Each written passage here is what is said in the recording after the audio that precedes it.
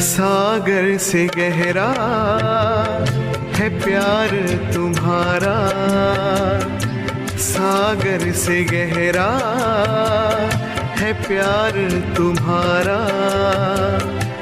ओ बाबा ओ बाबा ओ बाबा,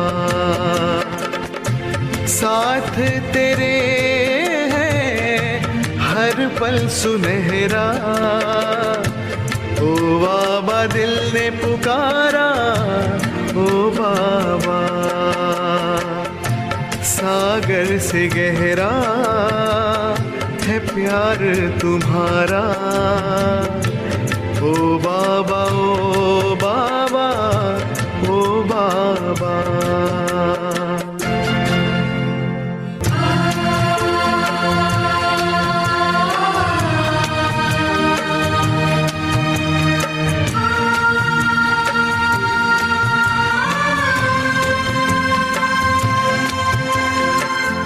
तू ही तो है सबका दिलवाला, तू ही तो है सबका रखवाला। साथ तेरे हम चलते रहेंगे, प्यार तेरा हम पाते रहेंगे। जीने का तुमसे है पाया इशारा। ओ बाबा ओ बाबा ओ बाबा। सागर से गहरा है प्यार तुम्हारा। ओ बाबा ओ बाबा ओ बाबा।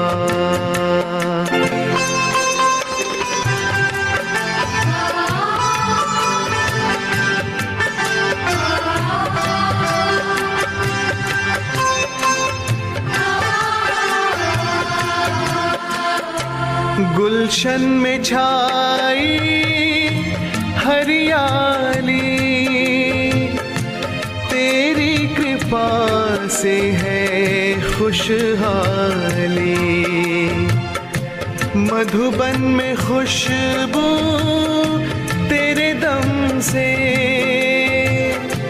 घर घर शांति प्रभु तुम ही से।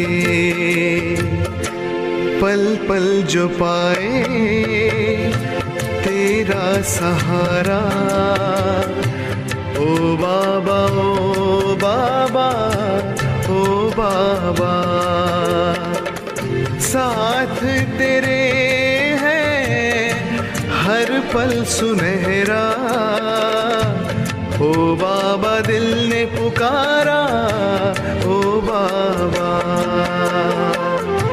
सागर से गहरा है प्यार तुम्हारा। ओ बाबा ओ बाबा ओ बाबा।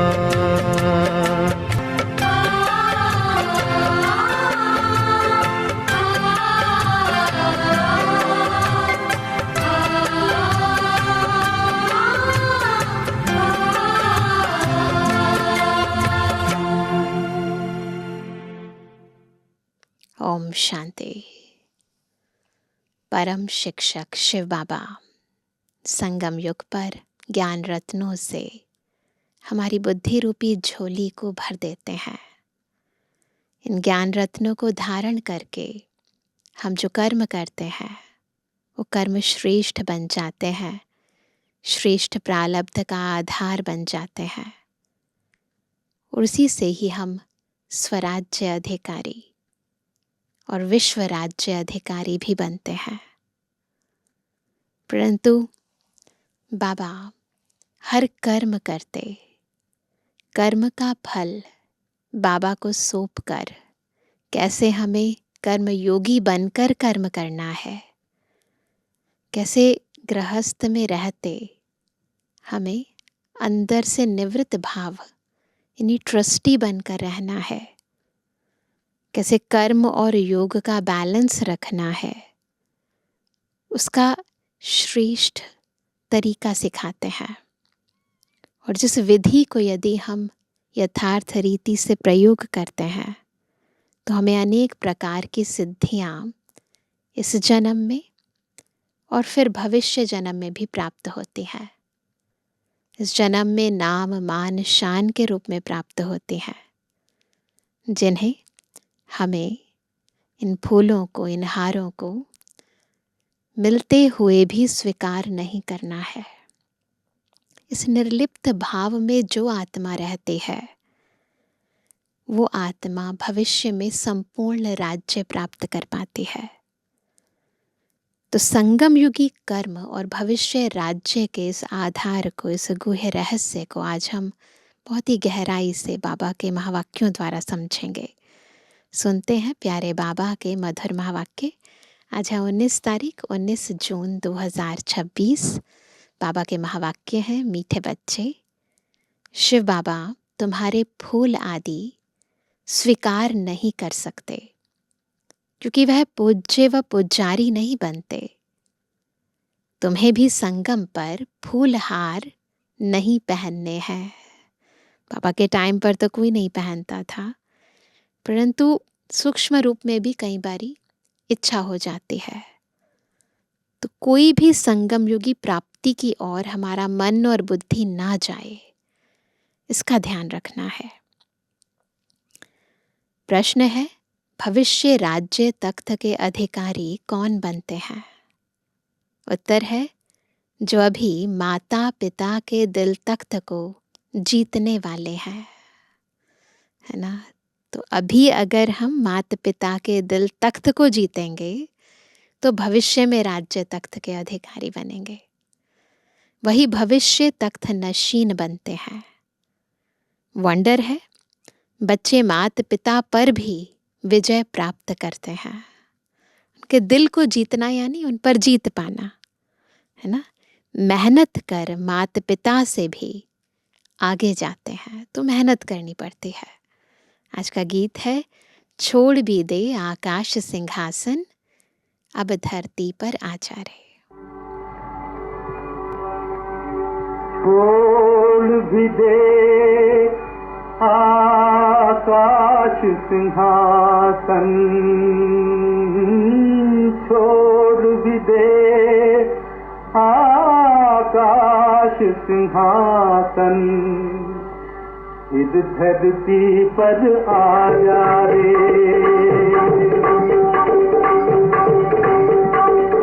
छोड़ भी दे आकाश सिंहासन, इस धरती पर आजा रे। इस धरती पर आजा रे, इस धरती पर आजा रे, इस धरती पर आजा रे।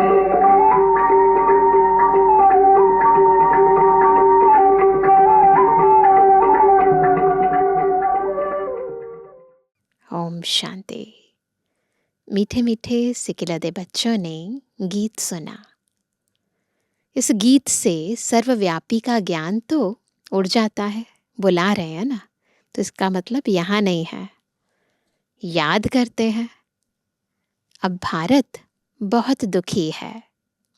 ड्रामानुसार यह सब गीत बने हैं, दुनिया वाले नहीं जानते।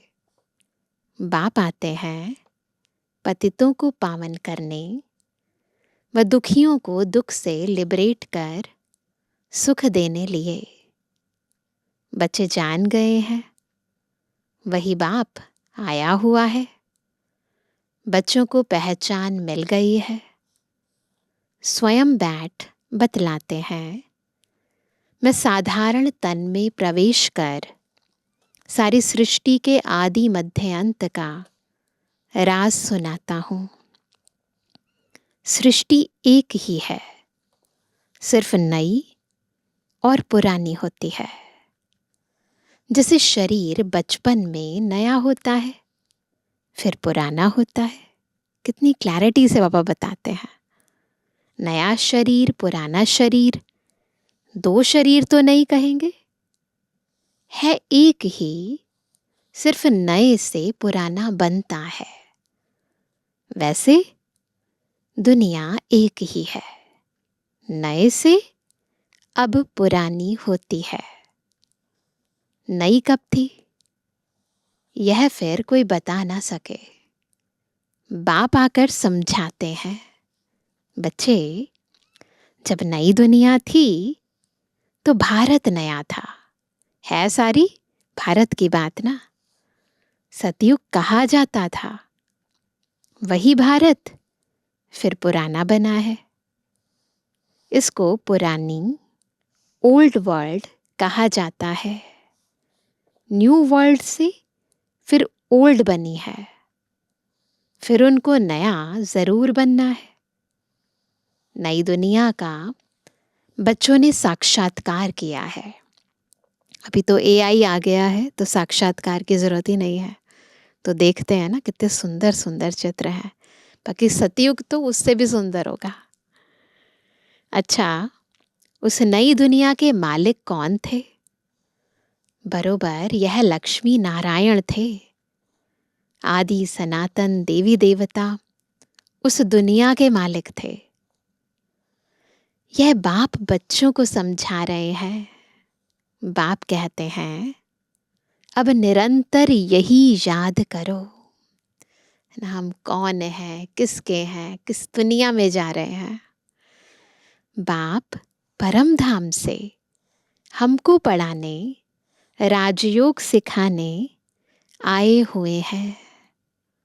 महिमा सारी उस एक की है। इनकी महिमा कुछ नहीं है। इस समय सब तुच्छ बुद्धि हैं, कुछ नहीं समझते। इसलिए मैं आता हूं। तब तो गीत भी बनाया हुआ है ना, छोड़ भी दे आकाश सिंहासन। सर्वव्यापी का ज्ञान तो उड़ जाता है। हर एक का पाठ अपना अपना है। बाप बार बार कहते हैं, क्या कहते हैं बार बार?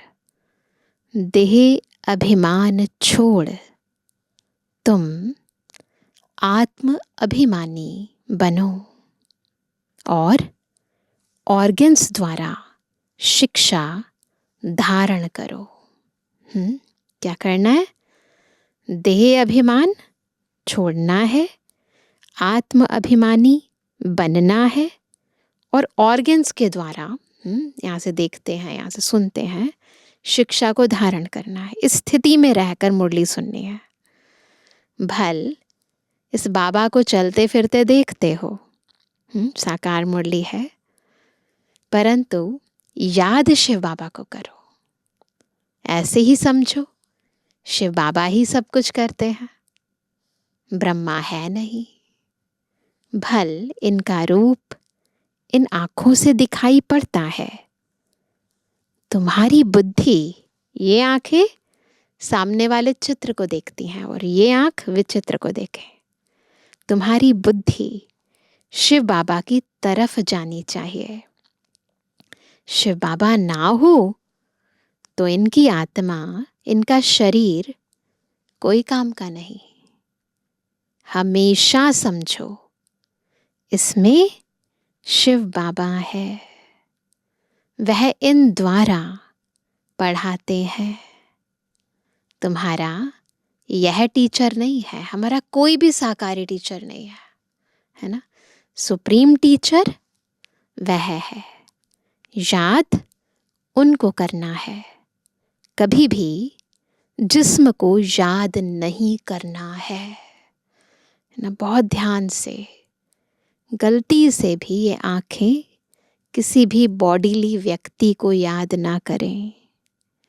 बुद्धि योग बाप के साथ लगाना है।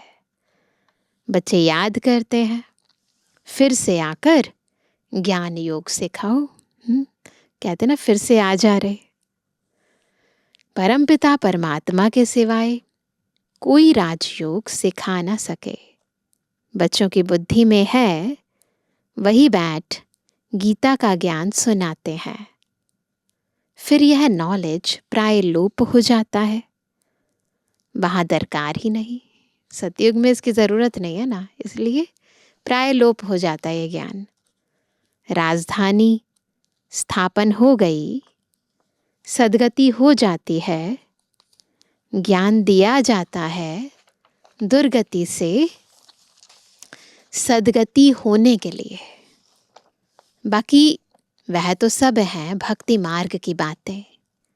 मनुष्य जप तप दान पुण्य आदि जो कुछ करते हैं सब भक्ति मार्ग की बातें हैं। इससे मुझे कोई मिल नहीं सकता। आत्मा के पंख टूट गए हैं, पत्थर बुद्धि बन गई है, न ज्ञान है न योग है। मन और बुद्धि बिल्कुल पत्थर जैसे बन गए हैं। तो बाबा कहते हैं पत्थर से फिर पारस बनाने मुझे आना पड़े। बाप कहते हैं अब कितने मनुष्य हैं, सरसों मिसल संसार भरा हुआ है, अब सब खत्म हो जाने हैं। सतयुग में तो इतने मनुष्य होते नहीं, नई दुनिया में वैभव बहुत और मनुष्य थोड़े होंगे। यहाँ तो इतने मनुष्य हैं जो खाने के लिए भी नहीं मिलता है। पुरानी रेतीली जमीन है, फिर नई हो जाएगी। वहाँ है ही एवरीथिंग न्यू। नाम ही कितना मीठा है। क्या है नाम? हेवन, बहिश्त, देवताओं की नई दुनिया। पुरानी को तोड़ नई में बैठने के दिल होते हैं ना। अब है नई दुनिया, स्वर्ग में जाने की बात। इसमें पुराने शरीर की कोई वैल्यू नहीं है। शिव बाबा को तो कोई शरीर है नहीं। बच्चे कहते हैं बाबा को हार पहनाए, परंतु इनको हार पहनाएंगे तो तुम्हारा बुद्धि योग इसमें चला जाएगा। तो इसका मतलब आप उनको एडमायर करते हो ना, तो बुद्धि देहधारी में चली गई ना। शिव बाबा कहते हैं हार की दरकार नहीं है। तुम ही पूज्य बनते हो, पुजारी भी तुम बनते हो। आपे ही पूज्य, आपे ही पुजारी। खुद ही हार पहनने वाले और पहनाने वाले भी खुद हैं। तो अपने ही चित्र की पूजा करने लगते हैं। बाबा कहते हैं मैं ना पूज्य बनता हूँ, न फूल आदि की दरकार है। मैं क्यों यह पहनूं? इसलिए कभी फूल माला आदि लेते नहीं हैं। ब्रह्मा बाबा कभी स्वीकार नहीं करते थे। तुम पूज्य बनते हो, फिर जितना चाहिए उतना फूल पहनना। एक बारी पूज्य बन जाओ, बाबा कहते फिर जितने मर्जी पहन लेना। मैं तो तुम बच्चों का मोस्ट बिलीवेड ओबीडियंट फादर भी हूँ, टीचर भी हूँ, सर्वेंट भी हूँ। बड़े बड़े रॉयल आदमी जब नीचे सही डालते हैं, सिग्नेचर करते हैं ना, तो लिखते हैं मिंटो कर्जन आदि, है ना, दिखाने के लिए ना, अपना हम्बलनेस दिखाते हैं। अपने को लॉर्ड कभी नहीं लिखेंगे। यहाँ तो श्री लक्ष्मी नारायण श्री फलाना एकदम श्री अक्षर डाल देते हैं। तो बाप बैठ समझाते हैं अब इस शरीर को याद नहीं करो। यानी इस समय हमें किसी भी नाम को, मान को, शान को स्वीकार नहीं करना है। बाबा कहते अब तो इस शरीर को भी याद नहीं करना है। अपने को आत्मा निश्चय करो और बाप को याद करो। इस पुरानी दुनिया में आत्मा और शरीर दोनों ही पतित है। तो फूल तो पतित पर नहीं चढ़ाए जा सकते ना। सोना 9 कैरेट होगा तो जेवर भी 9 कैरेट। सोने में ही खाद पड़ती है। आत्मा को कभी निर्लेप नहीं समझना चाहिए, है ना। यह ज्ञान तुमको अभी है कि आत्मा निर्लेप नहीं है, आत्मा ही पतित आत्मा ही पावन बनती है, तो निर्लेप कैसे हुई? पॉसिबल ही नहीं है ना। तुम आधा कल्प 21 जन्म लिए प्रालब्ध पाते हो, तो कितना पुरुषार्थ करना चाहिए। परंतु बच्चे घड़ी घड़ी भूल जाते हैं। शिव बाबा ब्रह्मा द्वारा हमको शिक्षा दे रहे हैं। ब्रह्मा की आत्मा भी उनको याद करते हैं। ब्रह्मा, विष्णु, शंकर है सूक्ष्म वतनवासी। बाप पहले सूक्ष्म सृष्टि रचते हैं। यहाँ पर हमें ज्ञान देने से पहले सूक्ष्म सृष्टि रचते हैं। निर्वाण धाम ऊंचते ऊंच धाम है, वो तो है ही सदा, लेकिन जब बाबा को इस सृष्टि में आना होता है उससे पहले सूक्ष्म सृष्टि रचते हैं। आत्माओं का निर्वाण धाम सबसे ऊंच है। एक भगवान को सब भक्त याद करते हैं, परंतु तमु प्रधान बन गए हैं तो बाप को भूल ठिक कर भीतर सबकी पूजा करते रहते हैं। हम जानते हैं जो कुछ चलता है, ड्रामा शूट होता जाता है। ड्रामा में एक बार जो शूटिंग होती है, समझो बीच में कोई पंछी आदि उड़ता है तो वही घड़ी घड़ी रिपीट होता रहेगा। दोबारा से वो कैसेट चलाएंगे, दोबारा से वो मूवी चलाएंगे तो वही पंछी वैसे ही उड़ेगा। ऐसे ही होता है ना। पतंग उड़ता हुआ शूट हो गया तो फिर रिपीट होता रहेगा। यह भी ड्रामा का सेकंड सेकंड रिपीट होता जाता है, शूट होता रहता है। यह बना बनाया ड्रामा है। तुम एक्टर्स हो, सारे ड्रामा को साक्षी हो, देखते हो। हम एक्टर्स भी हैं और साक्षी होकर ड्रामा को देखते भी हैं, ऑडियंस भी हैं। एक एक सेकंड ड्रामा अनुसार पास होता है। पत्ता हिला, ड्रामा पास हुआ। ऐसे नहीं पत्ता पत्ता भगवान के हुक्म से चलता है, नहीं, यह सब ड्रामा में नोंद है। इनको अच्छी रीति समझना पड़ता है। बाप ही आकर राजयोग सिखलाते हैं और ड्रामा की नॉलेज देते हैं। चित्र भी कितने अच्छे बने हुए हैं। संगम युग पर घड़ी का कांटा भी लगा हुआ है, देखा है ना चित्र। कलयुग अंत सतयुग आदि का संगम है। अभी पुरानी दुनिया में अनेक धर्म हैं, नई दुनिया में फिर यह नहीं होंगे। तुम बच्चे हमेशा ऐसे समझो, हमको बाप पढ़ाते हैं, हम गॉडली स्टूडेंट हैं। भगवानुवाच, मैं तुमको राजाओं का राजा बनाता हूँ। राजे लोग भी लक्ष्मी नारायण को पूजते हैं, तो उन्हों को पूज्य बनाने वाला मैं हूँ। जिनको राजाए लोग भी पूजते हैं उनको भी वैसा बनाने वाला शिव बाबा है। जो पूज्य थे वह अब पुजारी हो गए हैं। तुम बच्चे समझ गए हो, हम सो पूज्य थे, फिर हम सो पुजारी बने। बाबा तो नहीं बनते हैं, शिव बाबा नहीं बनते हैं। बाबा कहते हैं, न मैं पुजारी हूँ न पूज्य बनता हूँ, इसलिए मैं न हार पहनता हूँ न पहनाने पड़ते हैं। फिर हम क्यों फूलों को स्वीकार करें? तुम भी स्वीकार नहीं कर सकते हो। कायदे अनुसार उन देवताओं का हक है। क्यों? क्योंकि उनकी आत्मा और शरीर दोनों पवित्र है ना। उनकी आत्मा और शरीर पवित्र हैं, वही हकदार हैं फूलों के।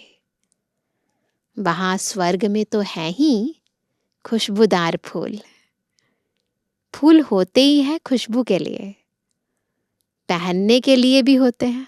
अलग अलग फूलों के ऑर्नामेंट्स भी बनाते हैं ना। बाप कहते हैं, अभी तुम बच्चे विष्णु के गले का हार बनते हो। नंबरवार तुमको तख्त पर बैठना है। गले का हार बनना यानी उनकी वंशावली में आना। तो बाबा कहते हैं, जिन्होंने जितना कल्प पहले पुरुषार्थ किया है अब करते हैं और करने लग पड़ेंगे। नंबरवार तो है। बुद्धि कहती है, फलाना बच्चा बहुत सर्विसेबल है। जैसे दुकान में होता है, सेठ बनते हैं, भागीदार बनते हैं, मैनेजर बनते हैं, नीचे वालों को भी लिफ्ट मिलती है, प्रमोशंस होते हैं ना। यह भी ऐसे है। तुम बच्चों को भी मात पिता पर जीत पानी है, अपने लेवल को ऊपर उठाना है ना। तुम वंडर खाते हो, मात पिता से आगे कैसे जा सकते हैं? पॉसिबल नहीं है ना, वो तो 1 और 2 आत्माएं हैं। बाप तो बच्चों को मेहनत कर लायक बनाते हैं। फिर भी बाबा बच्चों को ऊपर उठाने के लिए बार बार उमंग दिलाते हैं, उत्साह दिलाते हैं, मोटिवेट करते हैं। तख्त नशीन बनाने लिए इसलिए कहते हैं, अब हमारे दिल रूपी तख्त पर जीत पहनने से भविष्य के तख्त नशीन बनेंगे। पुरुषार्थ इतना करो, कितना करो, जो नर से नारायण बनो। एम ऑब्जेक्ट मुख्य है ही एक। फिर किंगडम स्थापन हो रही है तो उसमें वैरायटी पद है। तुम्हें माया को जीतने का पूरा पूरा पुरुषार्थ करना है। बच्चों आदि को भी भल प्यार से चलाओ, परंतु ट्रस्टी होकर रहो। बहुत इंपॉर्टेंट है, गृहस्थ में रहते कैसे ट्रस्टी बनकर रहना है। भक्ति मार्ग में कहते थे ना, प्रभु यह सब आपका दिया हुआ है, आपकी अमानत आपने ले ली। अच्छा, फिर रोने की बात ही नहीं। परंतु यह तो है ही रोने की दुनिया, क्योंकि ट्रस्टी समझते नहीं है ना, अपना मान लेते हैं, फिर रोते हैं। मनुष्य कथाएं बहुत सुनाते हैं। कौन सी? मोहजीत की कथा। मोहजीत राजा की कथा भी सुनाते हैं, फिर कोई दुख फील नहीं होता है ना। एक बार मोहजीत हो गए फिर दुख फील नहीं होता, क्योंकि ज्ञान हो गया ना कि आत्मा तो अजर अमर अविनाशी है। एक शरीर छोड़ जाए दूसरा लिया, वहां कभी कोई बीमारी आदि होती नहीं। कहाँ? स्वर्ग में एवर हेल्दी, निरोगी काया रहती है। 21 जन्म के लिए बच्चों को सब साक्षात्कार होता है। वहां की रस्म रिवाज कैसे चलती है, क्या ड्रेस पहनते हैं, स्वयंवर आदि कैसे होते हैं। हमारी बहुत सारी दादी, कमलमणि दादी को साक्षात्कार हुआ है ना। कितने सुंदर सुंदर कहानियाँ जैसे होती हैं वैसे सुनाते थे। बाबा ने उनको साक्षात्कार में दिखाया, ट्रांस में जाकर दिखाया, तो बताते थे। अभी भी उनकी कई रिकॉर्डिंग्स हैं, सुन सकते हैं। तो स्वयंवर आदि कैसे होते हैं, सब बच्चों ने साक्षात्कार किया है। वह पाठ सब बीत गया। उस समय इतना ज्ञान नहीं था, तो बाबा बहलाने के लिए सब करते थे। अब दिन प्रतिदिन तुम बच्चों में ताकत बहुत आती जाती है। यह भी सब ड्रामा में नोंधा हुआ है। वंडर है ना। परमपिता परमात्मा का भी कितना भारी पाठ है। खुद बैठ समझाते हैं। भक्ति मार्ग में भी ऊपर बैठ मैं कितना काम करता हूँ, है ना। कितने भक्तों को साक्षात्कार कराना, उनकी कामनाएं पूर्ण करना। नीचे तो कल्प में एक ही बार आता हूँ, कार्य बाबा का वर्क फ्रॉम होम वहाँ से चलता है। तो वहीं पर परम धाम में रहते बाबा यहाँ का सारा कुछ कारोबार देखते हैं, लेकिन संगम युग पर खास हमें ज्ञान देने के लिए इस सृष्टि पर आते हैं। तो नीचे तो कल्प में एक ही बार आता हूँ। बहुत निराकार के पुजारी भी होते हैं, परंतु निराकार परमात्मा कैसे आकर पढ़ाते हैं, यह बात गुम कर दी है। भले पूजा करें, भले माने, परंतु डिटेल तो नहीं जानते। गीता में भी श्री कृष्ण का नाम डाल दिया है, तो निराकार से प्रीत ही टूट गई है। यह तो परमात्मा ने ही आकर के सहज योग सिखाया और दुनिया को बदलाया। दुनिया बदलती रहती है, युग फिरते रहते हैं। इस ड्रामा के चक्र को अभी तुम समझ गए हो। मनुष्य कुछ नहीं जानते, सतयुग के देवी देवताओं को भी नहीं जानते। सिर्फ देवताओं की निशानियां रह गई हैं, जानते नहीं हैं। बस मंदिर में उनकी मूर्तियों की पूजा करते हैं। तो बाप समझाते हैं, हमेशा ऐसे समझो, हम शिव बाबा के हैं।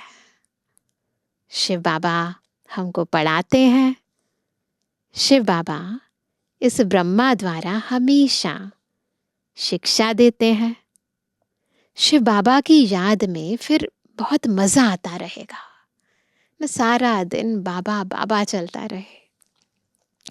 ऐसा गॉड फादर कौन? वह फादर भी है, टीचर भी है, सतगुरु भी है।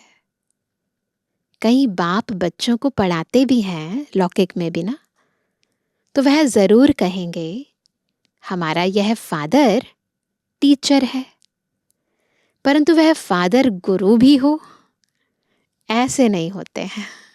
3 in 1 नहीं हो सकते। हाँ, टीचर हो सकता है, फादर को गुरु कभी नहीं कहेंगे। इनका यानी बाबा का फादर टीचर भी था। ब्रह्मा बाबा के जो फादर थे ना, लौकिक पिताजी, वो टीचर भी थे, पढ़ाते थे। वह है हद का फादर टीचर, यह है बेहद का फादर टीचर। तुम अपने को गॉडली स्टूडेंट समझो तो भी अहो सौभाग्य है ना। अगर स्टूडेंट भी समझेंगे तो अपने आप टीचर भी याद आएगा, पिता भी याद आएगा और गुरु भी याद आएगा। गॉड फादर पढ़ाते हैं, कितना क्लियर है। तो कितना मीठा बाबा है, मीठी चीज को याद किया जाता है। जैसे आशिक माशूक का प्यार होता है, उनका विकार के लिए प्यार नहीं होता है। जो सच्चे आशिक माशूक होते हैं ना, उनका विकार के लिए प्यार नहीं होता है। वो दिल से, आत्मा से प्यार होता है। बस एक दो को देखते रहते हैं। तुम्हारा फिर है आत्माओं का परमात्मा बाप के साथ योग। आत्मा कहती है बाबा कितना ज्ञान का सागर, प्रेम का सागर है। इस पतित दुनिया, पतित शरीर में आकर हमको कितना ऊंच बनाते हैं।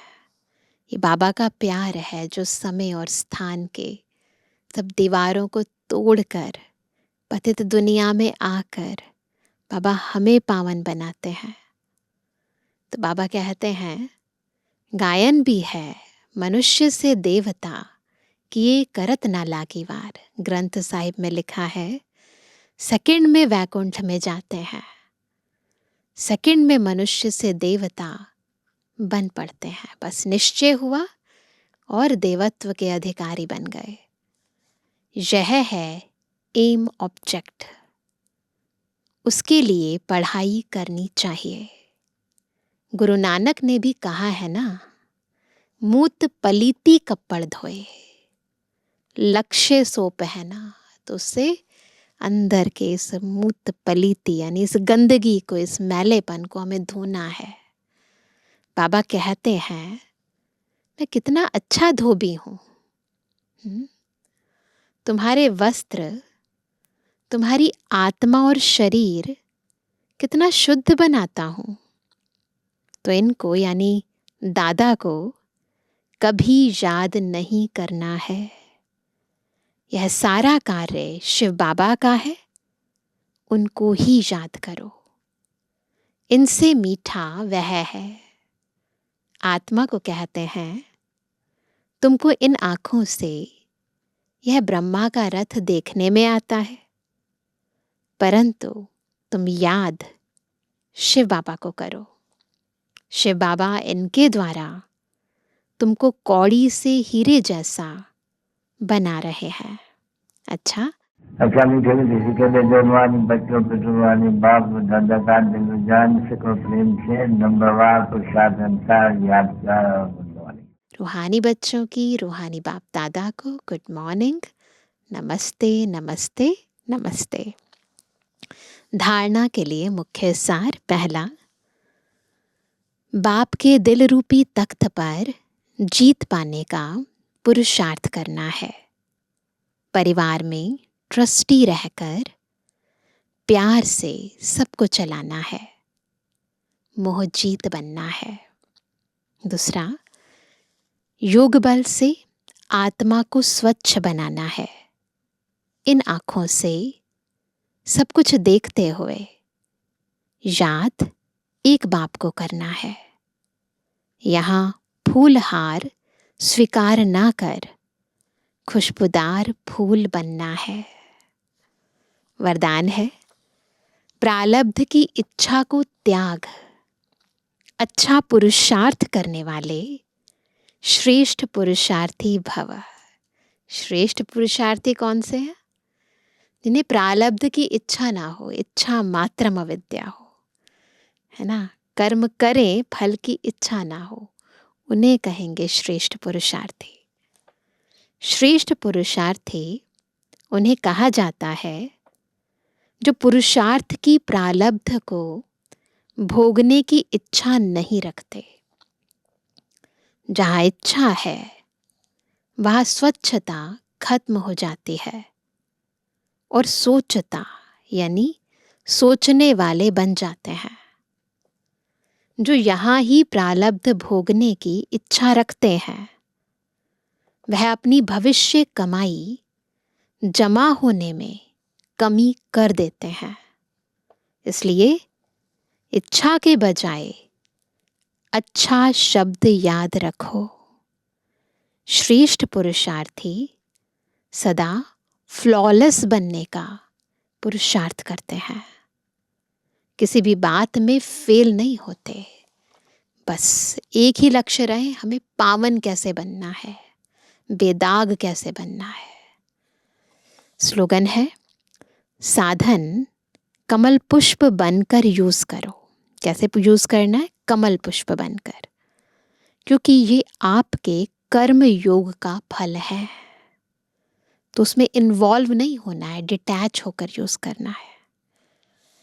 आज का अव्यक्त इशारा, सदा हर्षित रहने के लिए अपनी नेचर को सरल बनाओ, सहनशील बनो। सर्वस्व त्यागी बच्चों में मुख्य सरलता और सहनशीलता का गुण अवश्य होगा। ऐसे बच्चे स्वयं हर्षित रहते और सर्व को आकर्षित करते हैं। वे एक दो के स्नेही बन जाते हैं। अगर सरलता नहीं तो स्नेह भी नहीं हो सकता। जैसे साकार रूप में देखा, जितना ही नॉलेजफुल उतना ही सरल स्वभाव। बुजुर्ग का बुजुर्ग, बचपन का बचपन। तो जैसे बालक और मालिकपन का बैलेंस। सरलता आत्मा को आकर्षणमय बना देती है। इसलिए नेचर को इजी बनाना है ना। अहम में वहम में उलझना नहीं है। अच्छा, ओम शांति।